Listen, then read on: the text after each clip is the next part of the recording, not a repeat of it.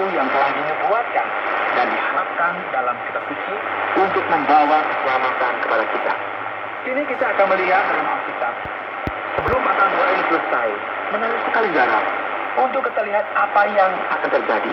Orang tua Yesus yaitu Maria dan Yusuf tiap-tiap tahun selalu pergi ke suatu perayaan orang Yahudi di Yerusalem, yaitu Paskah. Pada saat itu Yesus berusia 12 tahun dan mereka juga pergi ke perayaan tersebut. Nah, ketika perayaan tersebut telah berakhir, bagaimana Anda dapat bayangkan perayaan yang besar dengan banyak orang yang terlibat, yang berduyun-duyun datang dari berbagai tempat.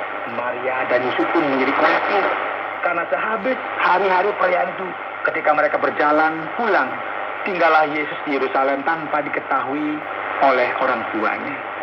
Karena mereka menyangka bahwa ia ada di antara orang-orang seperjalanan mereka.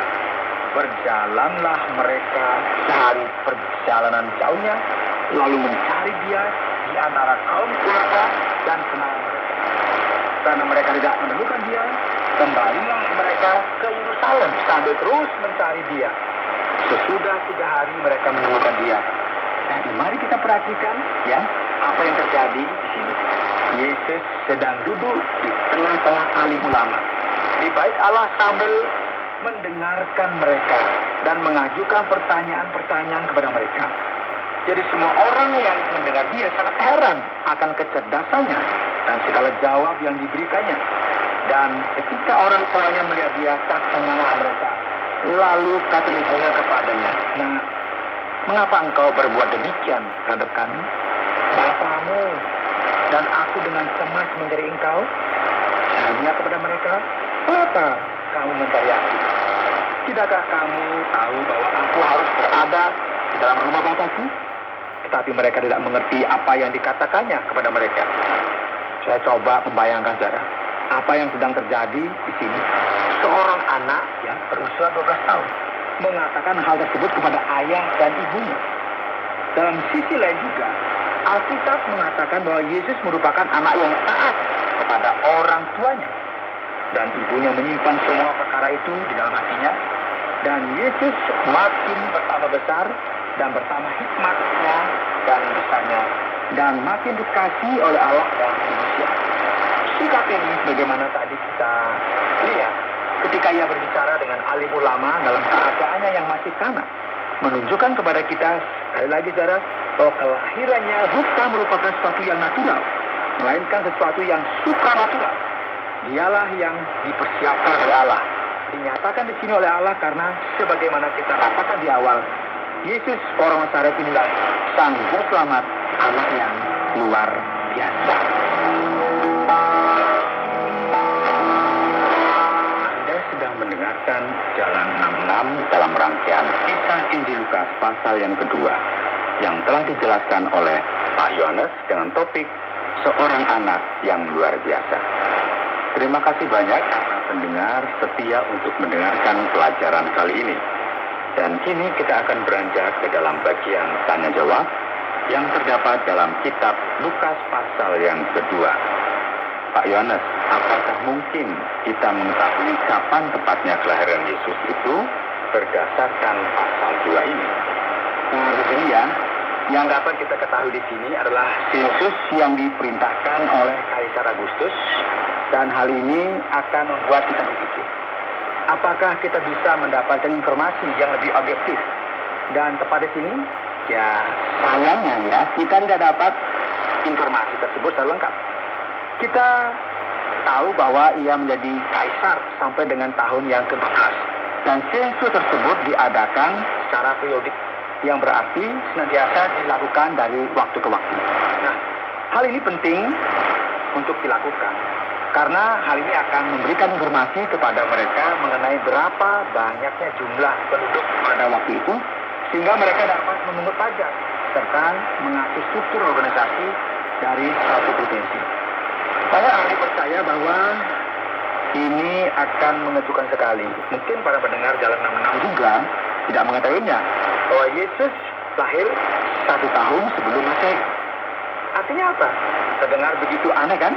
Kalender kita ternyata mengalami berbagai perubahan dan penyesuaian dalam kronologi kita, sehingga tahun 0 bukan merupakan tahun kelahiran Yesus.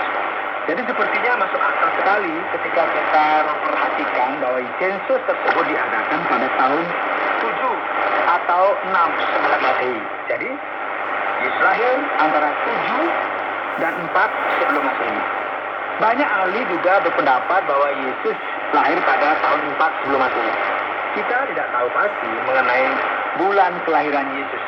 Namun secara tradisi yang dipengaruhi oleh pengaruh Eropa, kita merayakan kelahiran Yesus pada bulan Desember. Padahal, ya sebenarnya Yesus tidak lahir pada bulan Desember.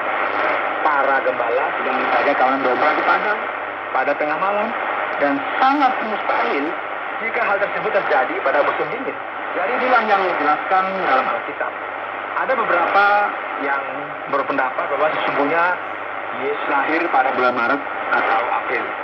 Ada juga yang beranggapan bahwa Yesus lahir pada bulan September atau Oktober. Namun yang pasti bukan bulan Januari ataupun Desember.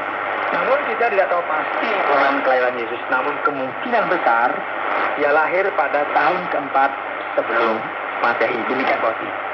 Berkaitan dengan Maria dan Yusuf, apakah mereka sudah menikah pada waktu itu, Pak Yohanes? Bagaimana kita memahami akan hal ini? Ya, penting sekali untuk kita mengerti bahwa kita akan membaca di bagian awal kitab Lukas. Maria sedang bertunangan dengan Yusuf. Ini merupakan sesuatu yang sulit untuk dipahami. Tidak ada terjemahan yang tepat yang dapat dijelaskan mengenai hal ini, karena hal ini berkaitan dengan budaya pada zaman itu yang merupakan suatu realita di Israel.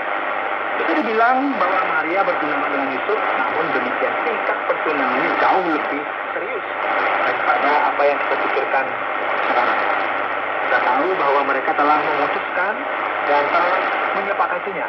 Nah, ketika seseorang mengambil keputusan untuk menjalani tingkat hubungan yang seperti ini, tunangan yang semacam ini, mereka tidak boleh memiliki hubungan badan sebelumnya atau selama hubungan tersebut. Hal tersebut hanya diperbolehkan setelah mereka melakukan pernikahan. Jadi ketika Maria bertunangan, ya, dan tiba-tiba didapatinya bahwa ia hamil, sebagaimana dapat kita baca dalam Injil Matius, Yusuf pun ingin meninggalkannya secara diam-diam. Dengan demikian, kita akan mengerti apa yang sebenarnya sedang terjadi di sini.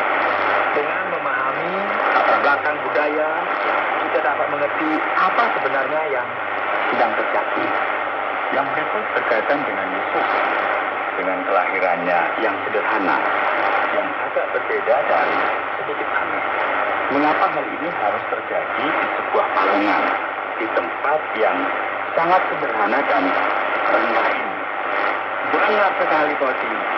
Kita memiliki hal-hal atau aspek-aspek yang layak kita perhatikan.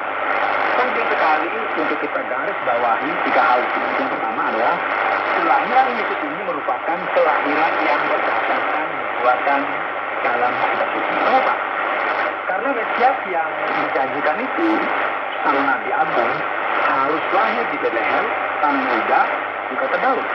Jadi detail dari kelahiran Yesus sendiri haruslah sesuai dengan nubuatan para nabi. Jadi inilah hal pertama yang harus diperhatikan. Nah, yang kedua adalah kelahiran Yesus sebagaimana tadi Anda sebutkan dengan cara yang begitu sederhana, di tempat yang sederhana, di sebuah palungan. Kitab Injil sendiri sebenarnya berbicara mengenai mereka yang kurang dianggap, atau mereka yang secara kemasyarakatan, sosial gitu ya, berada dalam posisi yang rendah. Sebagaimana telah diindikasikan oleh para nabi dan sebagaimana kita dapat amati hal ini di dalam kitab suci. Jadi hal ini tidak semata-mata berarti bahwa Allah hanya tertarik ya dengan orang yang tidak memiliki apa-apa, namun dia tertarik kepada mereka yang menyadari bahwa mereka memerlukan Allah dalam hidup mereka. Jadi kesederhanaan ini menyebabkan realita ini, dan pada saat yang bersamaan, yaitu yang ketiganya, kepada orang-orang yang sederhana semacam ini, yang dalam keadaannya yang rendah dan terbatas, Allah menyatakan kuasanya melalui penampakan bala tentara surga. Dan ketiga hal ini merupakan bagian yang paling penting bagi dalam sejarah. Pak Yohanes, jika kita melihat pada pasal yang kedua ayat yang ke-24 ini, ada suatu ritual yang dilakukan oleh Yusuf dan Maria. Di sini, Nah, ritual semacam apa yang pandangan?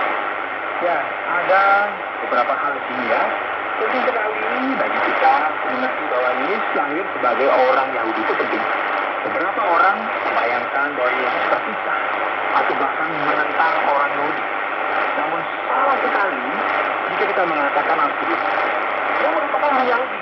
Keluarganya pun melakukan apa yang menjadi tuntutan dari perjanjian lama. Setiap laki-laki harusnya disunat.